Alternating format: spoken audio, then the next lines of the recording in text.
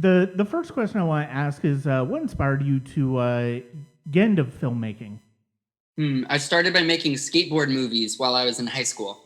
And senior year, I edited a skateboard video and then sold it to all my friends and really fell in love with the process of gathering footage, filming, and then making a final movie that had jokes in it. It was like right about the time of Jackass, you know? Mm-hmm. So it was like fun pranks and music and skateboarding and snowboarding. And I just fell in love with it. So I moved to a small university and studied media communication and production. And that's how it kind of solidified into, I guess I'm going to be a filmmaker. So what made you gravitate towards documentary filmmaking? I kind of fell into it. I think we are going to start making some narrative film, but I just think real people are so interesting. There's definitely some things that have happened in real life that we've captured on film that if you had written them in a script, you'd say, oh no, that's not believable. Yeah. But when these are real people's lives, and if you can spend enough time with someone that they trust you and will be their most vulnerable selves while on camera, I just think there's something really magical about that, really special.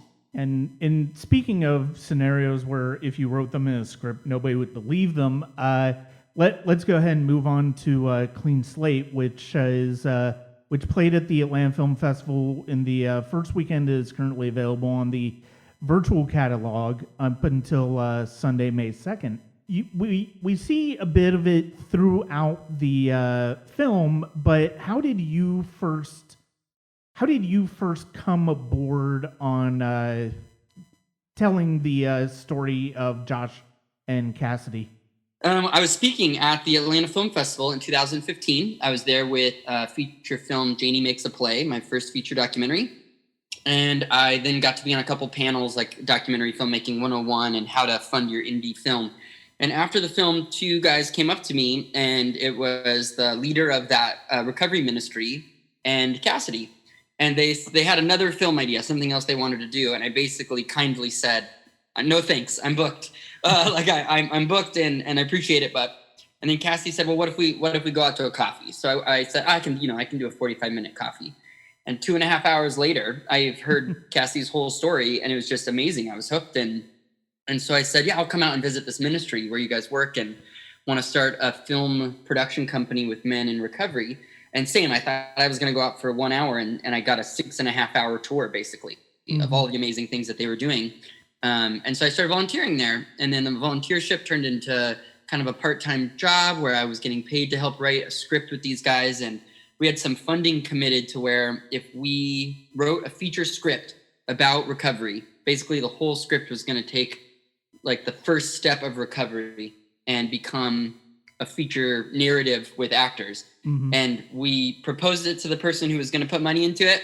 And they basically just said no. They're like, no, I'm good. That's not the kind of movie I want to make.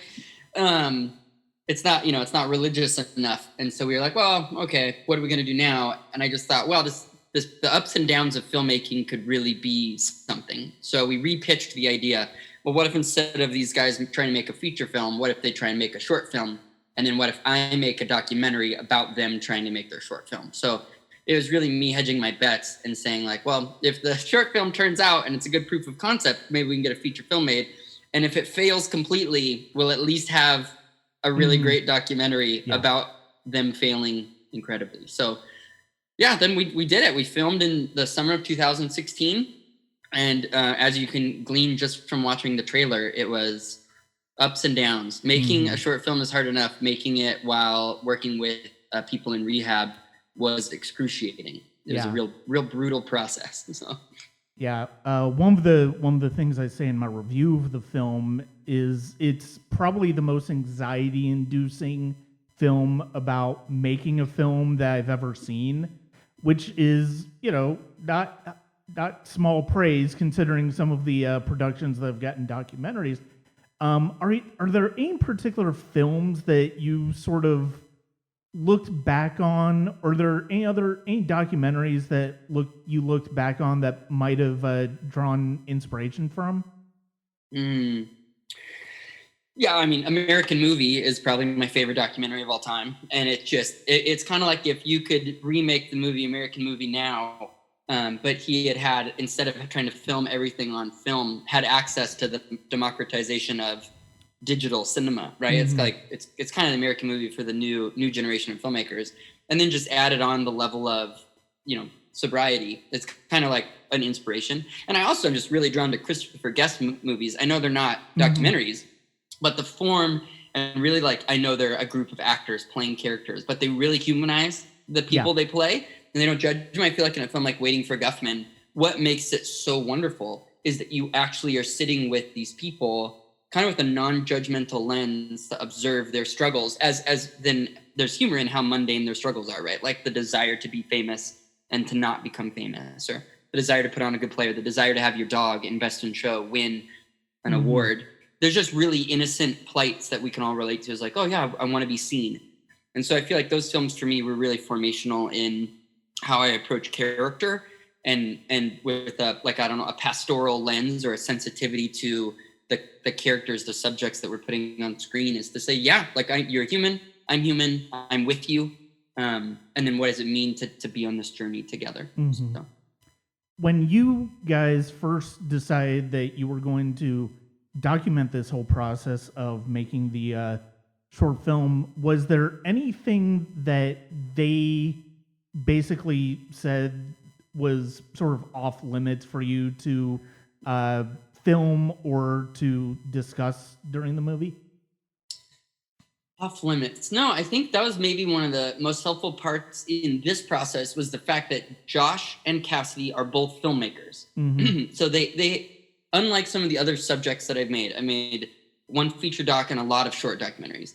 Unlike my other subjects that are trusting me to be the filmmaker, and they are then challenged to be their full self on screen, these boys had a sense of what we were doing. Like, they understood that if I hold back, the film won't be as good as it could be. And so I think there's a real uniqueness in having filmmaker brains also be the subjects, because they got it. I mean, they understood that as I was sticking a camera in their face at tough moments, that it was for the benefit of the picture. And then there's a couple moments. There's one key moment where Josh, the subject, tells the camera person to get out of his face. And that cameraman had to take a 15-minute break and catch his breath. And it was a real intense moment. So we definitely were walking the line there. But there was nothing that they said, don't ask me. I mean, it was literally about drugs and their past and suicide, and very vulnerable, like letting us into mental unhealthy spaces for them. And I think that's why the film really resonates with people, is because you can tell that they are being themselves, like their raw, struggling selves, and inviting you into that. A couple times it kind of feels like really intimate. Like the camera, you as the audience are like, wait, I'm invited into this space. Like, this is a really intimate space to be sitting in someone's car with them after a relapse, right? And it's just you and the camera. It's you and the guy, So, yeah. Yeah, and it's really a credit to both Josh and Cassidy, that not only as filmmakers but also as recovering addicts, that they would be so open to having their lives presented on screen. Because, I mean, the stress of filmmaking is hard enough.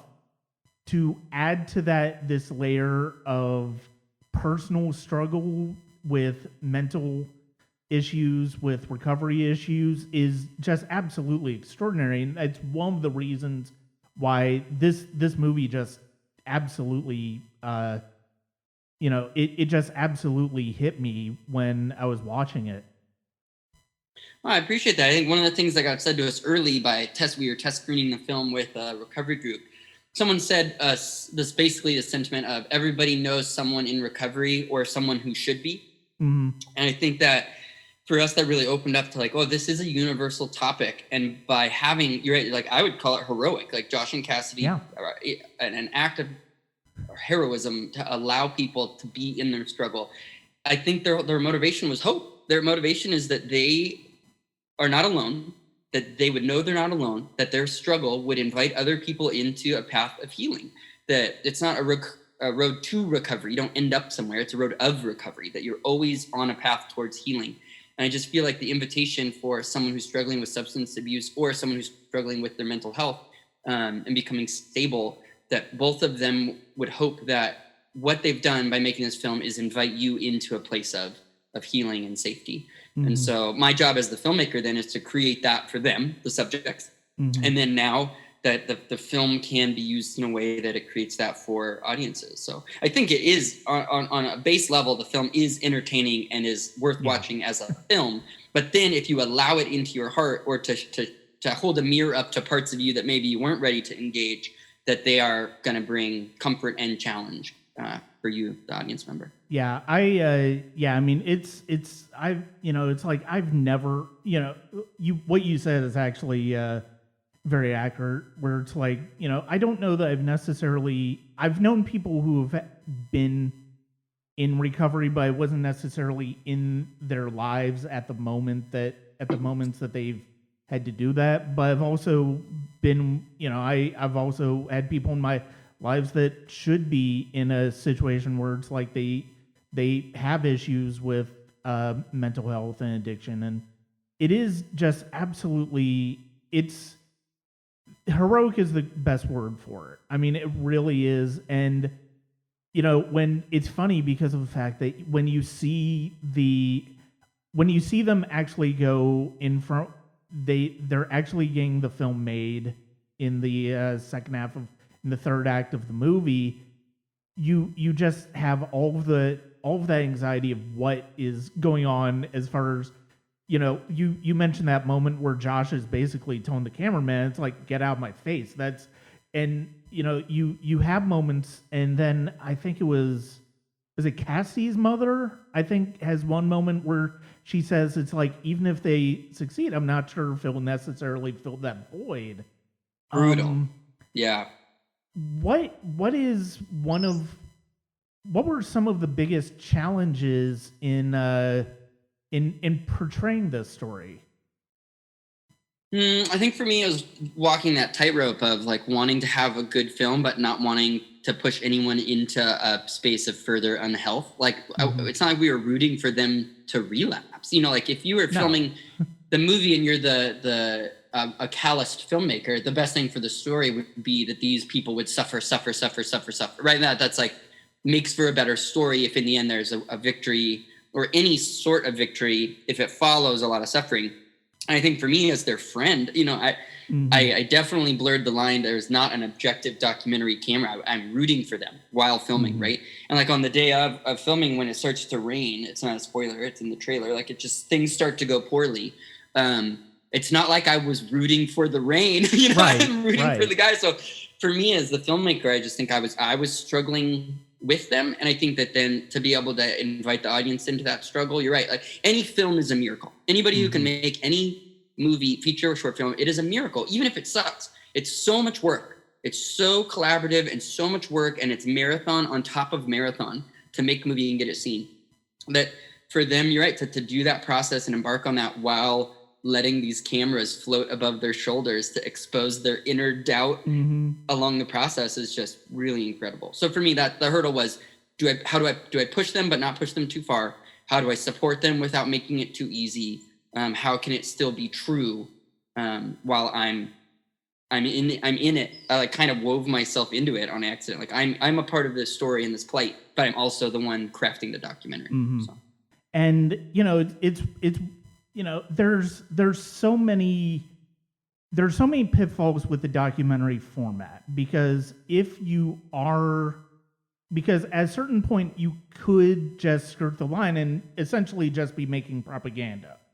And I think, it's weird. I think one of the reasons that this movie is so successful at doing what it's doing is because of the fact that you're not just approaching this from a perspective of a filmmaker trying to tell this story. You're also wanting to support your friends and to be honest about the experience that they're going through. And I think without that, I would imagine that sense to stay somewhat objective is a balancing act. But I think it's also, if you didn't have that personal connection with them and somebody else was telling this story who didn't necessarily know them, it could easily be exploitative and really just revel in highs and lows. And like what you were saying,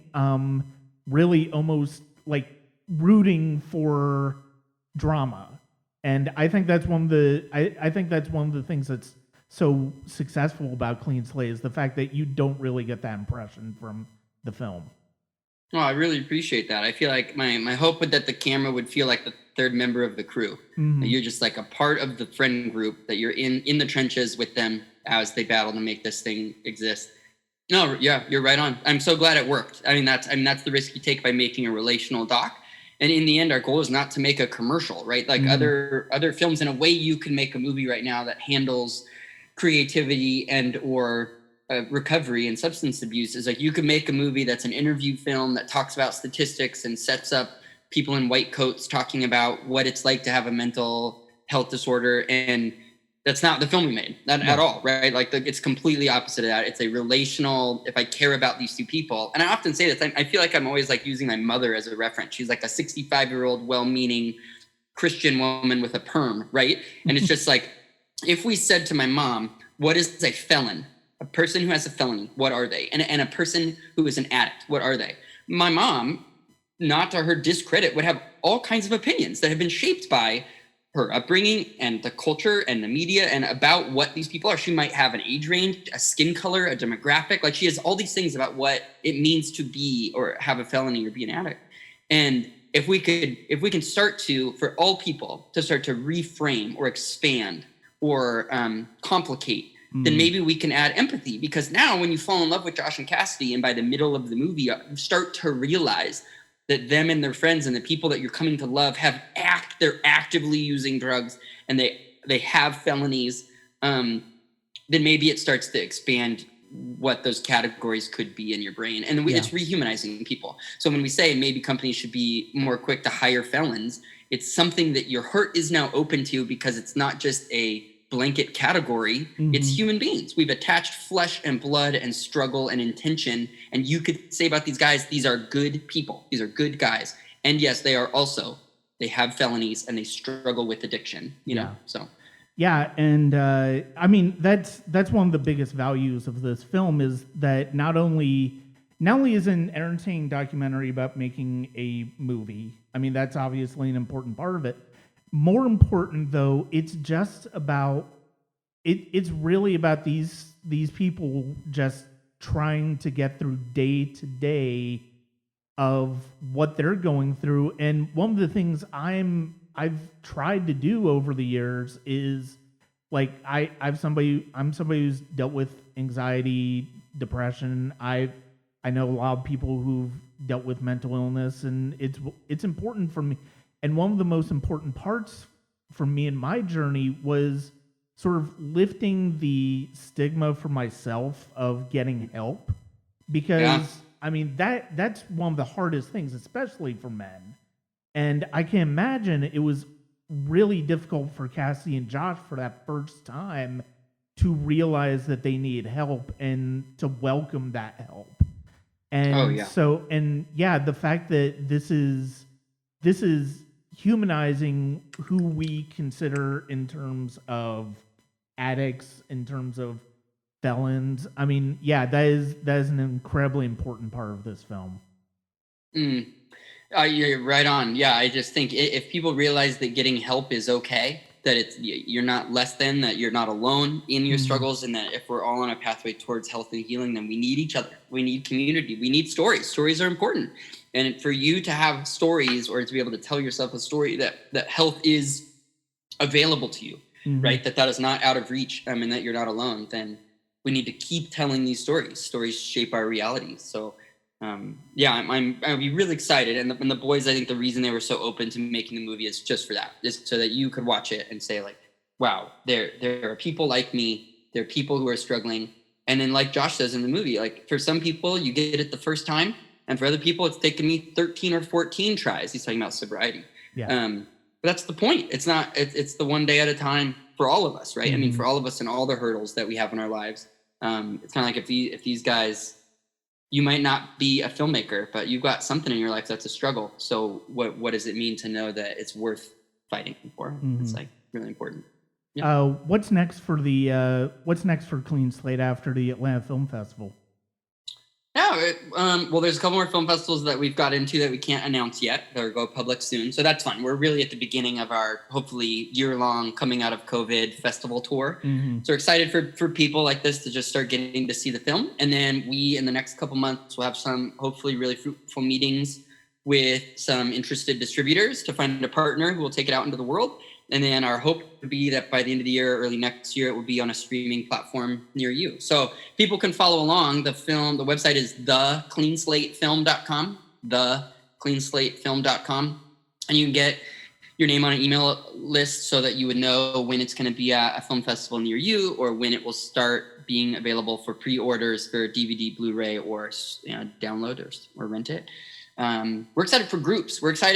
As people see it, we want groups, whether they be recovery groups, church groups, celebrate recovery, mental health support groups, anybody in any way that thinks that their small group of people would benefit by watching and discussing the movie. We are going to make the film available at all abilities for that. And then one of the distributors wants to do like a Fathom event. If returning to theaters en masse is a thing by the end of the year, they would like us to do like a 1 weekend only big Fathom event and have a couple famous actors who are in recovery do a Q&A, and that could be really fun, a fun way for the film to feel like it has a big final push into the world. So excellent. Yeah, that was going to be my next question of how people can follow the film along its journey, and you beat me to it. That's it, man. I appreciate that so much. And then it's follow me. I mean, you could follow me on Instagram. I'm at Jared_Cal, Cal, and I'll always post about that and our upcoming projects. We have multiple other films that are in the works, and I really, if you like this film, there are other films for you in our repertoire that already exist and will exist that have this same gritty, personable, real, pastoral is a word that gets used a lot for our films, community, kind of vibe, where you just feel like you got invited into a space that maybe you wouldn't otherwise have access to, and you get to know a person on a level that you might not be friends with in real life, but now you get to be a part of their plight and struggle through this life. So. Excellent. Well, Jared, thank you very much for your time today. It was a wonderful film. I wish I could have seen it in person, but it just didn't work out. But I'm glad I got to see it anyway through the virtual catalog at the Atlanta Film Festival. And thank you very much for sharing this film as well, and the experience that Josh and Cassidy were going through. Oh, you bet. And thanks to the Atlanta Film Society and Film Festival. They do so much and are so supportive of the local film community and filmmakers. Mm-hmm. The film wouldn't exist without them, in the sense that I met the subjects of this movie at their film festival. Mm-hmm. So I just think that pouring into local filmmakers, and then if you are hearing this and you like film, go see a movie at the Plaza, give gift cards to the Plaza to your friends for their birthdays and stuff, show up and go to movies there. And when they do cool events like have filmmakers out and do Q&As, go to them. I mean, I just think that's the most brilliant part, is being able to talk to a filmmaker or subjects about their movies. We're living in special times where we have access to people. So just like this, you're in Atlanta and I'm in California. That we could be having a conversation about movies is really special and is not lost on me. So bringing people together is really important. The last thing I'd be remiss to say if I didn't say is the big focus of my life in this next season is to be hosting artists in residency. So we have a website that's peoplemedia.com. peoplemedia.com, and we have all our films listed on there that you can watch for free. But we're also going to start inviting people to make movies with us. So if you are interested in writing or directing or editing or being a cinematographer, or you're a novelist or a painter or a poet, check it out on there. There's a residency page. It's like going live this week, and we're just going to start having people come out to our 95-acre farm and be together and make music and art together. And I think that we can really provide a safe space for artists to make their work and encourage each other and then refine their work within community. So that's my next season of life, while this movie and my next movie come out into the world, is host artists for some fun, artists in residence, making music and movies and art in the woods. So excellent. And as a creative person myself, I don't know if I'll be able to make it out there myself, but any creatives who are interested in that type of collaboration, I would highly recommend it. It sounds like a great opportunity. That's right. Good. If what we're doing can inspire anybody where you are to make your stuff, that's all we want. We want to help you make your work. So That's it. You're not All right. alone. Yeah. Yeah. Thanks, Brian. Appreciate Thank it. you.